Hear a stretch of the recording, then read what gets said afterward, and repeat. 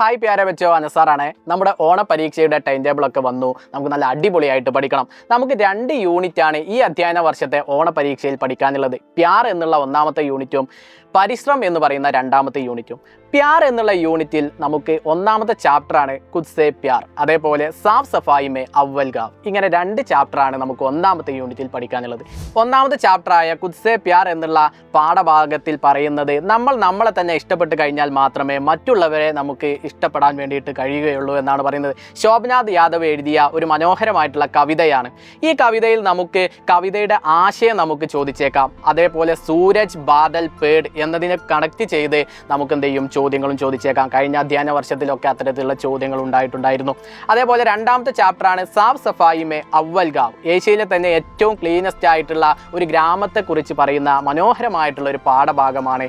ഇതിൽ നിന്നും നമുക്കൊരു പോസ്റ്റർ എന്തായാലും ചോദിക്കും. 4 മാർക്കിനായിരിക്കും ആ പോസ്റ്റർ നമ്മളോട് ചോദിക്കുക. അപ്പോൾ ഈ പാഠഭാഗവും നല്ല പ്രാധാന്യത്തോടു കൂടി തന്നെ എൻ്റെ മക്കൾ എന്ത് ചെയ്യുക, പഠിക്കുക.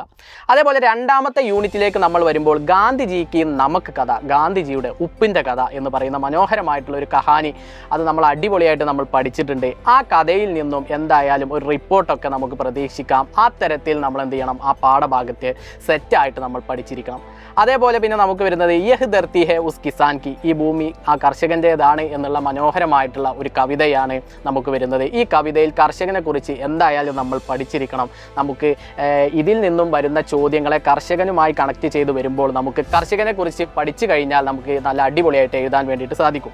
ഈ അധ്യയന വർഷത്തെ ഓണ പരീക്ഷയിൽ വരുന്നത് 2 കവിതയാണ്, അതേപോലെ ഒരു ലേഖനവും അതേപോലെ ഒരു കഹാനിയുമാണ്. ഇത്തരത്തിൽ 4 ചാപ്റ്ററാണ് ഈ അധ്യയന വർഷത്തെ നമ്മുടെ ഓണ പരീക്ഷയിൽ വരുന്നത്. അപ്പോൾ എല്ലാ മക്കളും നല്ല അടിപൊളിയായിട്ട് പേടിയൊന്നും ഇല്ലാതെ സെറ്റായിട്ട് പഠിക്കുക. നമ്മുടെ സൈലത്തിൻ്റെ കോണ്ടന്റ് വീഡിയോസും അതേപോലെ ലൈവുകളൊക്കെ ഉണ്ടായിരിക്കും. അപ്പോൾ ഇനി നമുക്ക് വരുന്ന എല്ലാ വീഡിയോസും എൻ്റെ മക്കൾ കാണുക. ഹിന്ദി നല്ല അടിപൊളിയായിട്ട് സെറ്റായിട്ട് തന്നെ നമുക്ക് പഠിക്കാം, നല്ല മാർക്ക് നമുക്ക് നേടാം. അപ്പോൾ എല്ലാ മക്കളും നമ്മുടെ സൈലത്തിൽ ജോയിൻ ചെയ്യുക, നമുക്ക് സെറ്റാക്കാം. ബൈ.